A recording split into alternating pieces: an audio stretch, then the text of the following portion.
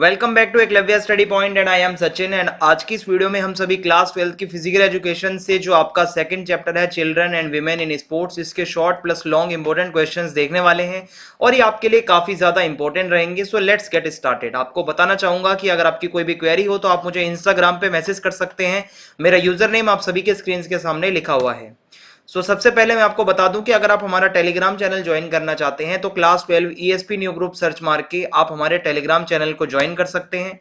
और चैप्टर को स्टार्ट करने से पहले कुछ ऐसे टॉपिक्स हैं जो मैं आपको बता दूं कि जो आपको करके जाना ही जाना है। सबसे पहले आपको मैं बता दूं जो पोस्चरल डिफॉर्मिटीज होती हैं जैसे कि लॉर्डोसिस, ठीक है, राउंड शोल्डर, नोक नीज, फ्लैट फुट, बो लेग, स्कोलियोसिस, काइफोसिस, ठीक है, ये सारे आपको करके जाने हैं। नॉक नीज में क्या होता है, किसमें क्या होता है, ये सब मैं आपको बता दूंगा। ये आपको सामने जो दिखाने का मतलब ये है कि भाई आप इसको याद रखो, इसी तरीके से अपने नोट्स में बना लेना। अब आगे बढ़ते हैं। सबसे पहला क्वेश्चन है, explain the symptoms and corrective measures of kyphosis. Kyphosis में क्या होता है कि भाई distance between the scapula increase, ठीक है, the length of the chest muscles become short, जो चेस्ट है वो छोटी लगने लगती है, शोल्डर्स जो है वो थोड़े से आगे की तरफ आ जाते हैं, नेक जो है वो थोड़ी आगे झुक जाती है, और जो बॉडी का वेट है अपर बॉडी का वो आगे की तरफ आ जाता है। इसका करेक्टिव मेजर ये होता है कि कुछ एक्सरसाइज बताई जाती हैं इसके लिए, जैसे कि बैक स्ट्रोक स्विमिंग हो गई, चक्रासन हो गया, भुजंग आसन हो गया, धनुरासन हो गया, reverse bending on the Swiss ball हो गया, है ना, बॉल के ऊपर बेंड करना अपने आप को, रिवर्स बटरफ्लाईज हो गया, पिलो बैक एक्सटेंशन हो गया, मर्जरासन हो गया, इसको कैट पोज कहते हैं, अधोमुख शयनासन हो गया, और उसके बाद उत्तरासन हो गया, हाफ व्हील पोज हो गया, जिसको अर्ध चक्रासन भी हम कहते हैं। ये आपके कुछ इसके करेक्टिव मेजर्स थे। फिर उसके बाद नॉक नी क्या होता है, इसके सिम्टम क्या है, कॉजेज क्या है, करेक्टिव मेजर्स क्या है, ये इंपॉर्टेंट क्वेश्चन है। इसके सिम्टम में आपके नीज जो है वो काफी ज्यादा टच करते हैं एक दूसरे को चलते टाइम, ठीक है, रनिंग करते टाइम। इसकी कॉजेज है ओबेसिटी, मोटापा, विटामिन डी की डेफिशिएंसी होना, रिकेट्स, अर्ली एज वॉक, अगर बहुत जल्दी बच्चा चलने लग जाए, या माल न्यूट्रिशन, ठीक है, कुपोषण हो जाए, और enlargement of medical ligament of both knees, ठीक है, अगर इसका लिगामेंट बढ़ जाते हैं तो हो सकता है, और हैवी वेट ज्यादा उठाने से हो सकता है। करेक्टिव मेजर्स में इसके आता है कि हॉर्स राइडिंग करिए, पद्मासन करिए, और जो है अपने घुटने के बीच में आप तकिया रख के सो सकते हैं, और वॉकिंग कैलिपर का यूज करिए, और स्ट्रेट लेग लिफ्ट करिए, straight leg knee press on the towel placed under the knee, side kicking the football. ये कुछ करेक्टिव मेजर्स हैं जो कि आप कर सकते हैं और इससे आपको काफी फायदा मिलेगा। फिर आपका आता है कि फ्लैट फीट जो हो जाते हैं उसके अंदर क्या इसके सिम्टम होते हैं। देखो, आपको खड़े होते टाइम पैरों के बीच में दर्द होगा, और इसमें क्या होता है, जो एक पैर का आर्क होता है ना, जो इस तरीके से हमारा पैर आता है और मुड़ता है, ये आर्क ही खत्म हो जाता है, ठीक है, और क्या होता है, पैर एकदम फ्लैट हो जाता है, चपटा पैर हो जाता है इस तरीके से। इसको हम कहते हैं फ्लैट फीट।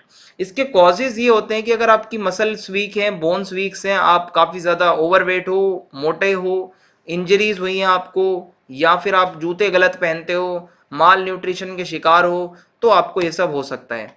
करेक्टिव मेजर्स इसके क्या है कि आप अपने लेग्स से राइटिंग करिए, ठीक है, और वॉकिंग करिए, रनिंग करिए सैंड के ऊपर, जंपिंग करिए अपने टोज पर, पंजों पर कूदिए, जूते प्रॉपर पहनिए, ठीक है, और पत्थरों को उठाने की कोशिश करो अपने पैरों से, वॉकिंग ऑन टो, और ताड़ आसन करिए, वज्रासन करिए, ball under the feet game, ठीक है, अपने पैरों के नीचे बॉल रखो, wear the shoe with hanky inside the mid part of the feet, ठीक है, हैंकी वगैरह डाल के जूता पैर पहनो।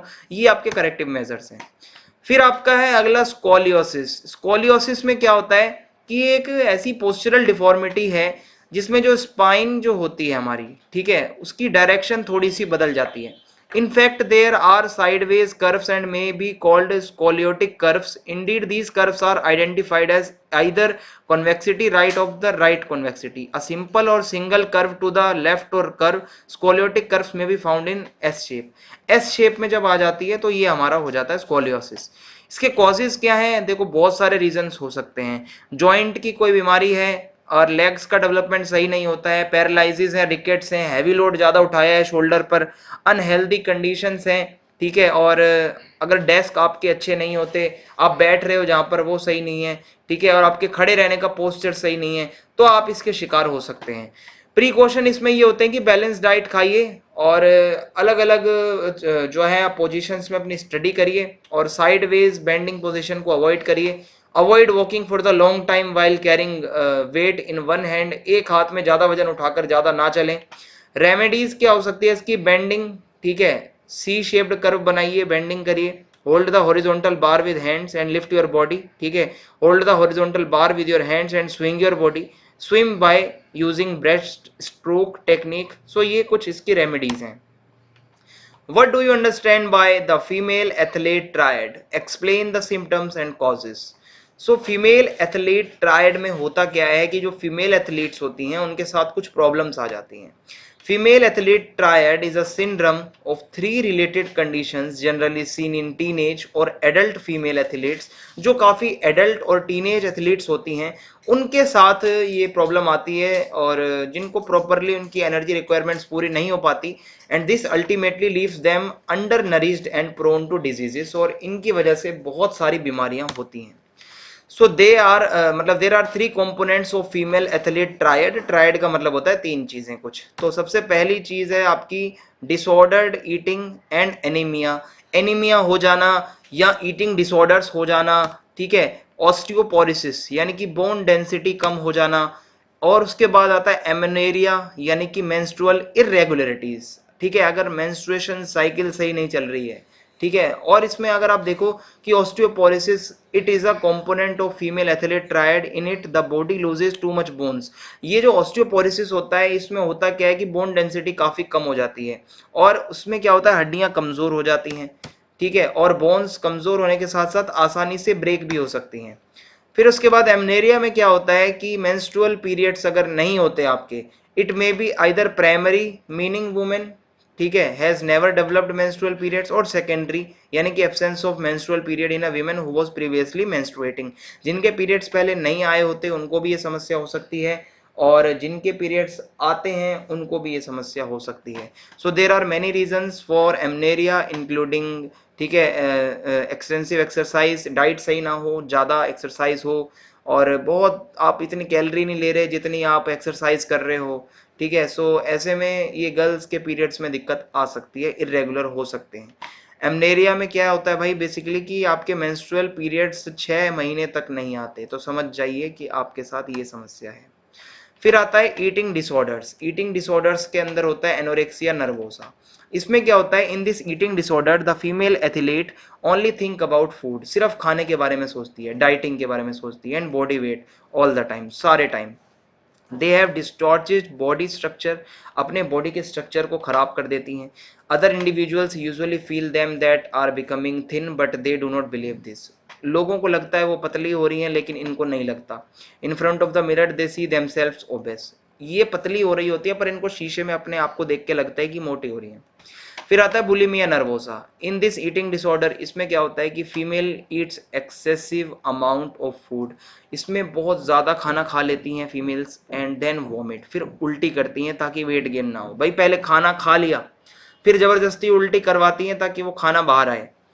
In this disorder, an individual binges on food and feels a loss of control. So then to prevent weight gain, try to vomit the food. भाई पहले तो कंट्रोल नहीं होता खाने पे, खाते जाएंगे फिर उसके बाद वॉमिट करवाते हैं। सो ये कुछ प्रॉब्लम्स आती हैं। ये हमारा पीछे जो मैंने अभी आपको लास्ट बताया है ये फीमेल एथलीट ट्रायड था जिसमें ईटिंग डिसऑर्डर्स आते हैं, एमनेरिया आता है, ऑस्टियोपोरोसिस आता है। अब हमारा एक अलग क्वेश्चन बनता है, ठीक है, कि मेनार्क क्या होता है, मेंस्ट्रुअल डिसफंक्शन क्या होता है, मेंस्ट्रुएशन क्या होता है। सो मेनार्क का मतलब होता है कि it is a first natural cycle and is a central event of female प्यूबरिटी।